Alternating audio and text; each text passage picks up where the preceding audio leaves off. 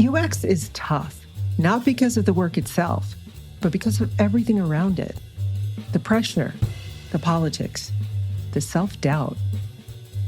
Joe Natoli has been through it all, and for more than 30 years, he's been helping UXers and designers find their way through the challenges that really make or break a career.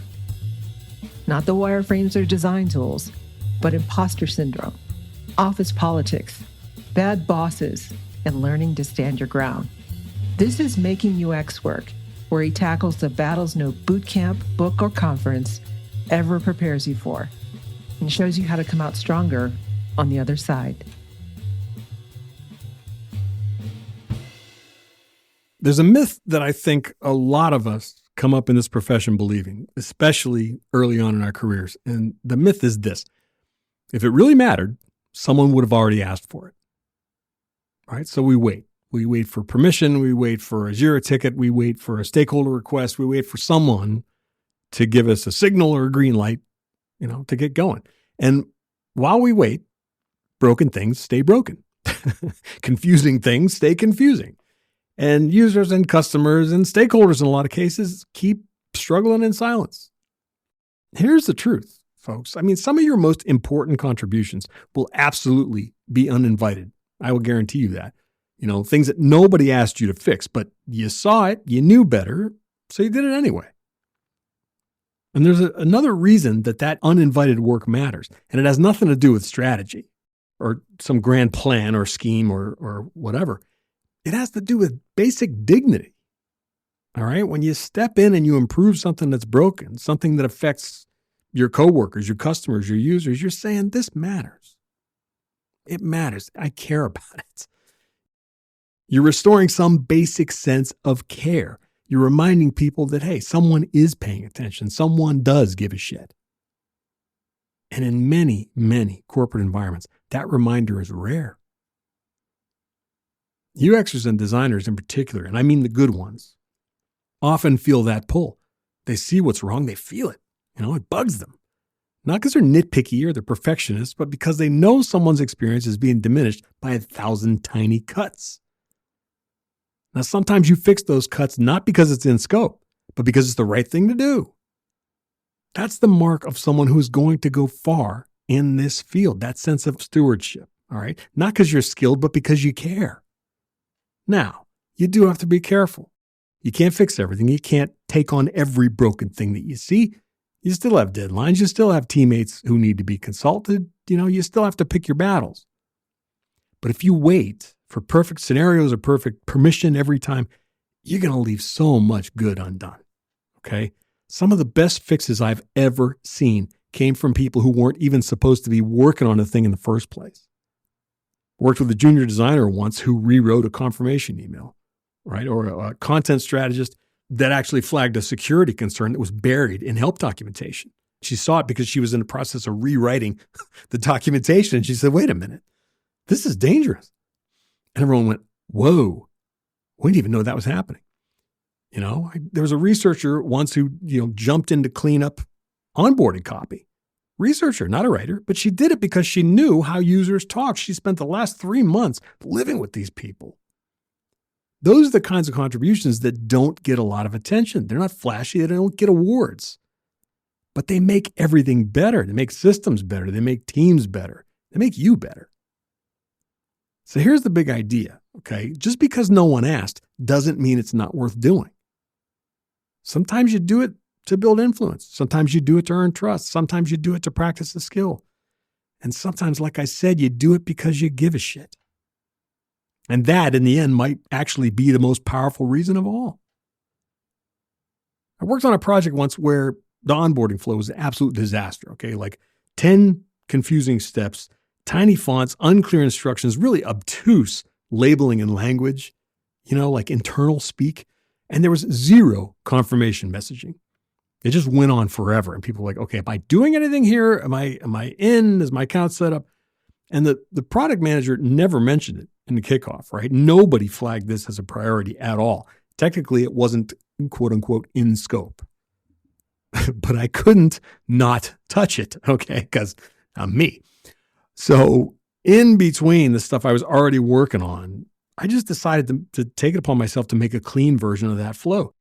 I went so far as to rewrite the content. Okay. I added confirmation messages. I completely reimagined the flow and the order and the structure and even the information architecture. And I showed it sort of on the sly to a couple of the folks working on this team. And they lit up when they saw it. Like, oh my God, this is so much better. Why the hell didn't we already do this? We put our heads together, we made it a little better, and then we shared it with the product manager. Same reaction, like, holy shit. And just like that, it became part of the release. All right. Now, nobody asked me to do that. But once it was real, nobody wanted to not have it. If you're a UX or product designer frustrated by resistance, rejection, or being ignored, Joe Natoli wants you to know it's not you. After 35 years working with teams inside global enterprises, he created the UX 365 Academy to show you what's really standing in your way and how to move past it. Textbooks teach theory, Joe teaches reality. This is practical, real-world UX, taught by someone who's lived it. Learn more at ux365academy.com for the way it actually is, not the way it's supposed to be. So here's what I want you to hear. Sometimes the best thing you can do is fix the thing that nobody's talking about. Not because you're trying to show off, not because you need a gold star in your report, but because that's what design is. That's what UX is, okay? It's proactive, it's perceptive, it's the work of noticing. Far too many of us wait to be told what to do. We're waiting for a spec. We're waiting for a Jira ticket. We're waiting for a prompt from leadership. We're waiting for someone to say, well, here's what's in the next sprint. But the difference between good and great is not waiting, okay? You look for gaps, you look for friction, you look for pain, and then you solve it. Even when it's not your job, even when it's not your screen, even when it's outside the scope. It's outside what's in this planned sprint. I mean, who gives a shit? Because at the end of the day, customers or users don't care about who was assigned to what. They care if it works. They care if it gets them what they expected, what they hoped for. The business cares whether it got results or not. They don't give a shit about assignments. Now, here's where this does get tricky, though. You have to be smart about how you do this. Uninvited work does carry risk, right? You could step on people's toes. You could waste effort. You might create a little confusion here and there. So if you're going to go outside the sprint plan or the brief or the whatever, the roadmap, do it in a strategic way, which is you fix small things first. Do not try to redesign an entire app, behind everyone's back. You start with small things, microcopy, right? A little bit of layout polish, help text, confirmation screens. This is low risk, high impact stuff. And you validate that work in the background, okay? Before you unveil your fixes to the entire team, test it first. Test it with a peer, right? Get some kind of sanity check. Make sure it really solves a problem. And you frame this as help, okay, not critique. You don't say, well, this was broken. I thought this could be better. You say, hey, I noticed that this might be really confusing for customers, so I played with a version that I thought could make it clearer, and it's this. When you do all this, stay humble, all right? Sometimes your off-stage fix won't be feasible, for any number of reasons. That's okay, all right? It doesn't actually matter whether it gets built or not. You still showed initiative, and that is the part that matters. Keep the receipts. Uninvited work that doesn't ship still belongs in your portfolio. If I've said that once, I've said it 1,000 times. People look at me and go, well, I can't show this. And I say, why not? It's like, well, because it never got built. I don't give a shit if it never got built. It's a great idea, solving a very real problem. Document it. Show your thinking. Prove your value. Put it in there. One of the best things I ever did for my career was to stop thinking like an order taker and start thinking like a systems tuner, right? Like a mechanic. This really is how I look at my job, okay? If I see something broken, I ask myself, can I fix this in a way that makes life easier for people around me and users and customers without creating chaos for this team? And if the answer is yes, I do it. Not because I'm told, not because I have time, but because that's the kind of person I want to be. It's the kind of UX consultant I want to be. It's the kind of professional I want to be. And here's the punchline. Eventually, people do start asking.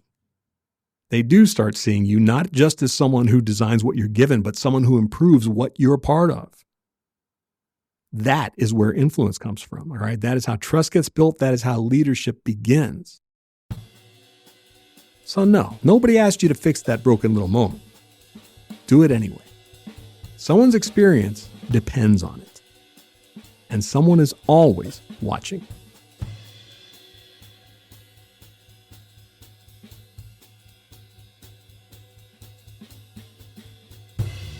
You've been listening to Making UX Work with Joe Natoli. Honest talk about the hidden challenges that shape a design career. See you next time. And until then, onward and upward.